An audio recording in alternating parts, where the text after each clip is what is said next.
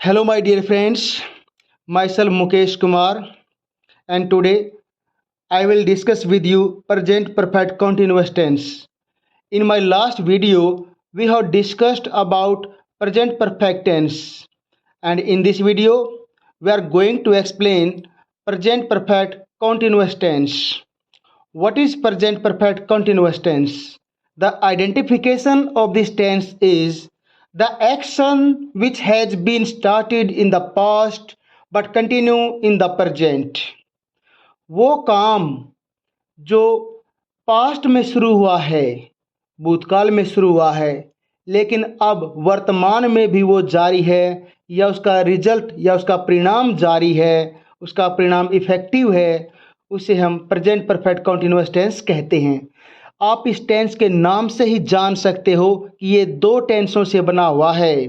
आप देख सकते हो प्रेजेंट परफेक्ट से एंड प्रेजेंट कंटिन्यूअस से, अर्थात काम पूरा भी हो गया और काम जारी भी है। तो ये दो टेंस हो गई। तो प्रेजेंट परफेक्ट से हम उसका भी कुछ पार्ट लेंगे एंड प्रेजेंट कंटिन्यूअस से हम उसका भी कुछ पार्ट लेंगे। तो जो हिंदी भाषी अक्षर से बिलोंग करते हैं, ऐसे विद्यार्थी या मेरे साथी हैं, उनको हम बता दें कि हिंदी के जिस सेंटेंस के लास्ट में से रहा है, से रहे हैं और से रही हैं, इस प्रकार के वर्ड आ जाते हैं, वो sentence present perfect continuous tense के होते हैं। तो चलिए, जैसा मैंने बताया कि दो टेंसों का मेल है ये, तो हमने क्या क्या लिया है उन दोनों टेंसों से। मेन वर्ब देखिए, फर्स्ट फॉर्म के साथ आईएनजी, इसको हम फोर्थ वर्ब भी कह सकते हैं। जीरेंड है ये, फोर्थ वर्ब भी कह सकते हैं, जैसे first verb, second verb, third verb, first form, second form, third form, तो हम फोर्थ फॉर्म भी होती है। और फर्स्ट फॉर्म के साथ आईएनजी लग जाए उसे हम फोर्थ फॉर्म कहते हैं। ये हमने प्रेजेंट कंटिन्यूअस टेंस से ली है। और हेल्पिंग वर्ब देखिए, हैज बीन और हैव बीन, ये हैज और हैव हमने प्रेजेंट परफेक्ट से लिया है। तो अब आप जान चुके होंगे कि ये दो टेंसों का मेल है। हैज बीन किसके साथ यूज होगा? ही, सी, इट, किसी व्यक्ति, वस्तु, स्थान का नाम और सिंगुलर नाउन के साथ होता है हैज बीन। हैव बीन किसके साथ यूज होता है? जब सब्जेक्ट आई, यू, वी, दे और प्लूरल नाउन होती है, अर्थात बहुवचन संज्ञाएं होती हैं, तो वहां पर यूज होता है हैव बीन। इसके अलावा इसमें कुछ दो ऐसे वर्ड्स आ गए जो पहली बार आपके सामने आए होंगे, वो है टाइम इंडिकेटिंग वर्ड्स, समय सूचक शब्द। टाइम इंडिकेटिंग वर्ड्स वो कौन से हैं? सिंस और फॉर। एक्सप्लेन करने से पहले मैं आपको बता दूं सिंपल हिंदी में, सिंस होता है निश्चित समय के लिए और फॉर होता है अनिश्चित समय के लिए। तो निश्चित समय कौन से होते हैं वो अभी हम आपको बताएंगे। Since is used for certain time, निश्चित समय के लिए प्रयोग होता है। इसको हम पॉइंट ऑफ टाइम भी कह सकते हैं। एग्जाम्पल देखो, अगर डेज आ रहे हों, संडे, मंडे, डेट आ रही हो भाई 2018, 2022, एम और पीएम, ये 7 AM, 6 PM, इवनिंग मॉर्निंग आए हुए हों, मंथ्स के नाम हों, ईयर्स हों, नाइट डे हों, ओक्लॉक हो, last week, last month, last year हो, सीजन्स, सीजन्स मतलब विंटर, ऑटम, इस तरह की, फेस्टिवल्स हों, Deepawali, Holi, name of events की सिंस बर्थ, सिंस डेथ, इस तरह की जो शब्द हमें मिले वहाँ पर हम करते हैं सिंस का प्रयोग। ये पक्के शब्द हैं, पक्का टाइम है और पक्के टाइम के साथ सिंस लगेगा। और पूछे सर फोर कहाँ लगेगा? भाई इनको छोड़कर बाकी के साथ फोर। अब आप देख लो, for is used with all uncertain time, जो अनिश्चित समय है। कोई कह रहा अभी मैं कई महीने से इंतजार कर रहा हूँ आपका, कई महीने से, ये नहीं पता ना कि कौन से महीने से, कई तो पता नहीं कितने होते हैं, तो वो है अनसर्टेन टाइम्स। तो ऐसी जगह पर हम जो है फोर लगाते हैं जहाँ पर सर्टेन टाइम, फिक्स टाइम नहीं दिया होता है। एग्जाम्पल देखो, he has been watering the plant since morning, वह सुबह से पौधों को पानी दे रहा है। भाई मॉर्निंग आ गया तो सिंस आ गया। She has been waiting for me for many hours, वह कई घंटे से मेरा इंतजार कर रही है, तो आप देखो 4 आ गया, तो मैनी आवर्स आया हुआ, मैनी आवर्स पता है ना कितने घंटे, इसे यहाँ पर आ गया 4। तो आप ये देख सकते हो कि कहाँ पर सिंस लगता है, कहाँ पर 4 लगता है। अब बात आती है इसकी फॉर्मेशन की, कि भाई इसकी रचना क्या है। फॉर्मेशन क्या है? फॉर्मेशन होता है रचना, अफर्मेटिव होता है साधारण, सेंटेंस होता है वाक्य।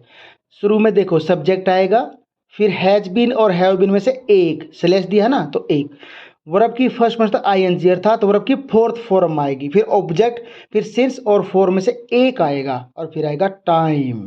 तो आप देखो, अब मैं 2018 से इस विद्यालय में पढ़ा रहा हूँ। तो देखो मैं की इंग्लिश क्या बन गई, आई के साथ हैज बीन या हैव बीन, हैव बीन ऊपर बताया गया था आपको। टीचिंग, टीच पहली वर्ब और उसके साथ लगाएंगे हम ING, teaching in this school, ये होगा ऑब्जेक्ट हमारा। सिंस ये हो गया हमारा टाइम सूचक, टाइम बताने वाला वर्ड, और 2018 होगा हमारा टाइम। तो I have been teaching in this school since 2018। अब देखो से रहा हूँ, ये है इसकी पहचान, आइडेंटिफिकेशन। से हो गया सिंस 4 के लिए, रहा हूँ आइडेंटिफिकेशन।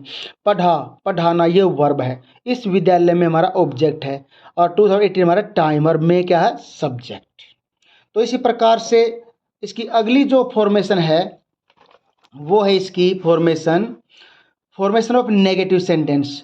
नहीं वाले वाक्य को कैसे बनाएंगे हम इंग्लिश, शुरू में सब्जेक्ट रखेंगे, फिर हैज और हैव में से एक रखेंगे, और फिर हम नोट रखेंगे, और फिर कहें बीन, अर्थात हैज हैव बीन के बीच में नोट लगा देंगे, फिर वर्ब की फर्स्ट फॉर्म के साथ आईएनजी, फिर ऑब्जेक्ट, और फिर सिंस या फॉर्म में से कोई एक आएगा, फिर आएगा टाइम। देखो किसान कई घंटों से खेत में हल नहीं चला रहा है, तो किसान सब्जेक्ट हो गया, कई घंटे टाइम हो गया, से सिंस 4 हो गया, हल चलाना वर्ब है, हल चलाना, खेत ऑब्जेक्ट है, और रहा है हमारी पहचान है। अब देखो the farmer has not been ploughing the fields for many hours, किसान कई घंटों से खेत में हल नहीं चला रहा। देखो आप, फार्मर सब्जेक्ट, हैज और नोट और बीन, हैज बीन के बीच में नोट सेट कर दिया गया है, और प्लो के साथ पहली फॉर्म लगा दी गई है। फील्ड ऑब्जेक्ट है, फोर सिंस फोर टाइम बताने से पहले टाइम सूचक वर्ड होते हैं, और मैनी आवर्स टाइम होता है। अब थर्ड है फॉर्मेशन ऑफ इंटेरोगेटिव सेंटेंस।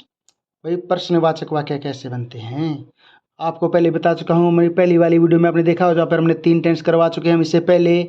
उसमें है WH वर्ड है तो वो पहले आ जाएगा भाई, व्हाट, वेयर, वाई, हुज, हुम। फिर हैज और हैव में से एक पहले, फिर आएगा सब्जेक्ट, फिर बीन रखना है, अर्थात हैज बीन हैव बीन के बीच में सब्जेक्ट को रखना पड़ेगा। फिर आएगा पहले फॉर्म के साथ आईएनजी, फर्स्ट फॉर्म के साथ आईएनजी, फिर आएगा ऑब्जेक्ट, फिर सिंस 4, फिर होगा टाइम, और फिर होगा इंटेरोगेटिव मार्क, प्रश्नवाचक चिन्ह। देखो क्या तुम सुबह से इस किताब को पढ़ रहे हो। अब देखो तुम सब्जेक्ट है, तो चाहे हम हैज लाए या हैव लाएं, हैव आएगा, लेकिन वो हैव यू से पहले आएगा, और यू के बाद रखेंगे हम बीन, अर्थात हैव बीन के बीच में यू को फिट करेंगे, हैव यू बीन। रीड के साथ फर्स्ट फॉर्म, उसके साथ ING, reading this book since morning. Since क्यों आया, क्योंकि सुबह, जहाँ पर सुबह शाम हो वहाँ पर हम सिंस लगाते हैं। अब इसके कुछ यूजेज भी हैं डियर स्टूडेंट्स। यूजेज देखो कहाँ कहाँ यूज होता है, बड़े सिंपल यूज हैं।